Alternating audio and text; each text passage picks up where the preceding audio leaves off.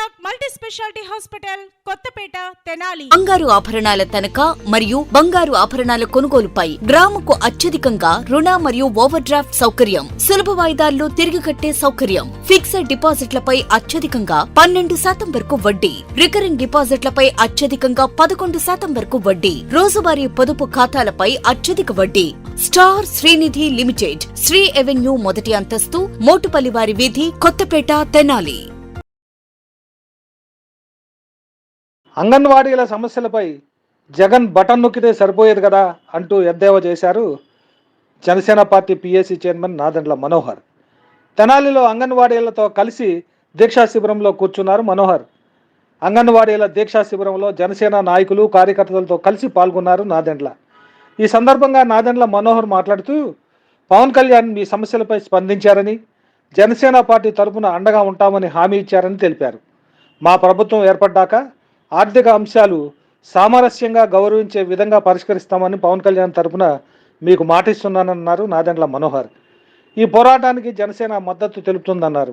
అంగన్వాడీల విషయంలో supreme court guidelines అమలు చేయాల్సిన బాధ్యత ప్రభుత్వంపై ఉందని చెప్పారు.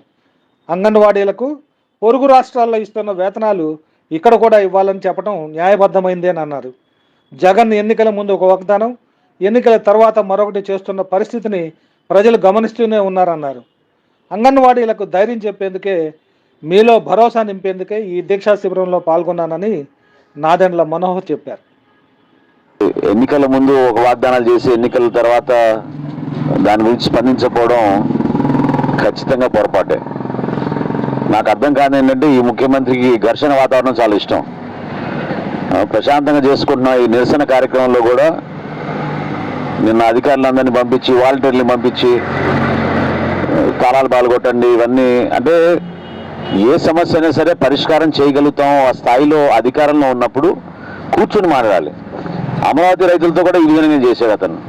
పక్కనే ఉంటారు, వాళ్ళు పిలిపించుకుని కూర్చుని మాట్లాడుకుని న్యాయబద్ధమైన సమస్యలు కానీ పరిష్కారం చేయడానికి కానీ ఓ ప్రయత్నం చేస్తేనే ప్రజాస్వామ్యం. ఇప్పుడు మీ డిమాండ్స్ ఇతర రాష్ట్రాల్లో, పొరుగు రాష్ట్రాలు ప్రత్యేకంగా అక్కడ ఉన్నట్టుగా మనకి వేతనాలు పెంచాలనేది అంగన్వాడీ హెల్పర్స్, వర్కర్స్ వీళ్ళందరూ కూడా డిమాండ్ చేస్తుంది. ఖచ్చితంగా అది న్యాయబద్ధమే. ఎందుకంటే ఈ రోజుకి కూడా సుప్రీంకోర్టు ఇచ్చిన గైడ్లైన్స్ని పాటించాల్సిన కనీస అవసరం, బాధ్యత ప్రతి ఒక్కరికి ఉంటుంది. సో మినిమం వేజెస్ ప్రొటెక్షన్ కిందనే సరే కానివ్వండి, లేకపోతే లేబర్ యాక్ట్ కిందనే సరే కానివ్వండి, ఏ విధంగా చూసినా కూడా మీరు కృషి చేస్తే అనేక ప్రాంతాల్లో వైద్య సేవలు లేని ప్రాంతాల్లో కూడా మీరు తల్లుల్ని ఆదుకుంటున్నారు, చిన్న బిడ్డలు ఆదుకుంటున్నారు. మన భవిష్యత్తులో మనకి భారతదేశంలో ప్రతి ఒక్కరి కంట్రిబ్యూషన్, వాళ్ళ భాగస్వామ్యం అయ్యే విధంగా మీరు కృషి చేసిన విధానాన్ని నాకు బాగా అవగాహన ఉంది. చాలా అద్భుతమైన కార్యక్రమం ఐసిడిఎస్ ప్రాజెక్ట్ అనేది. అందులో భాగంగా మీరందరూ కూడా ఇన్వాల్వ్ అవడం, మీరు ఈ విధంగా ఈ రోజున రోడ్డుకి ఎక్కడం అనేది దురదృష్టమైన పరిస్థితి. నిజంగానే కూర్చుని మీతో మాట్లాడి సామరస్యంగా ఇన్ని కార్యక్రమాలు చేస్తున్నప్పుడు రాష్ట్ర ప్రభుత్వం ఆ బటన్ నొక్కేదేదో మీ దగ్గర కూడా బటన్ నొక్కితే బాగుండేది. ప్రతి ఒక్కరికి మీ న్యాయపరమైన డిమాండ్స్ పొరుగు రాష్ట్రాల్లో ఉన్న దానికన్నా 1000 రూపాయలు పెంచుతా అని చెప్పాడు నా గతంలో. పెంచడం కాదు కదా, ఇప్పుడు తగ్గిపోయింది. ఆ విషయాన్ని ముఖ్యమంత్రి గారికి మీరు గుర్తు చేయడానికి చేసిన ప్రయత్నాన్ని వేరే విధంగా మాట్లాడడం చాలా పొరపాటు. తప్పకుండా ఈరోజు ఉదయం కూడా పవన్ కళ్యాణ్ గారు మీ సమస్య పైన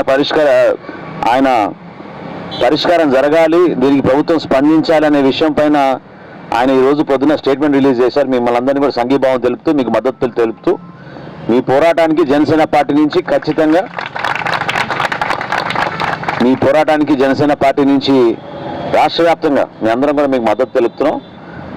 ఈ సమస్య పరిష్కారం కోసం కూడా తప్పకుండా రేపటి రోజున మన ప్రభుత్వం ఏర్పడిన తర్వాత డెఫినెట్గా నా అభిప్రాయంతో వ్యక్తిగతంగా ఖచ్చితంగా దీని గురించి స్పందించాలి. మేము ఇది బాధ్యత. ఇది డెఫినెట్గా దీన్ని మీ మినిమం వేజెస్ ఏవైతే ఉన్నాయో మినిమం వేజెస్ని దృష్టిలో పెట్టుకుని మీరు చేస్తున్న కార్యక్రమాలు, మీరు కష్టపడి పనిచేస్తున్న పనిని గౌరవించే విధంగా స్పందించాల్సిన అవసరం పదవిలో ఎవరున్నా కూడా వాళ్ళు తీసుకోవాల్సిన బాధ్యత ఖచ్చితంగా జనసేన పార్టీ కూడా తీసుకుంటుందని మనస్ఫూర్తిగా మిమ్మల్ని మీకు భరోసా ఇవ్వడానికి, మీకు అండగా నిలబడడానికి ఈరోజు పెద్దలు ఆహ్వానించినప్పుడు నేను తప్పకుండా వస్తా అని చెప్పాను.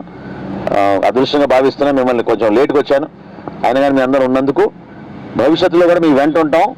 ఖచ్చితంగా రేపటి రోజున ప్రభుత్వం ఏర్పడిన తర్వాత మీరు ఏవైతే ఈ ఆర్థిక అంశాలు లేవనెత్తారో వాటిని తప్పకుండా మేము సామరస్యంగా అదేవిధంగా మిమ్మల్ని గౌరవించే విధంగా చేస్తామని ఈ రోజు నేను మీకు జనసేన పార్టీ తరఫున పవన్ కళ్యాణ్ గారి తరఫున నేను మీకు మాటిస్తున్నాను.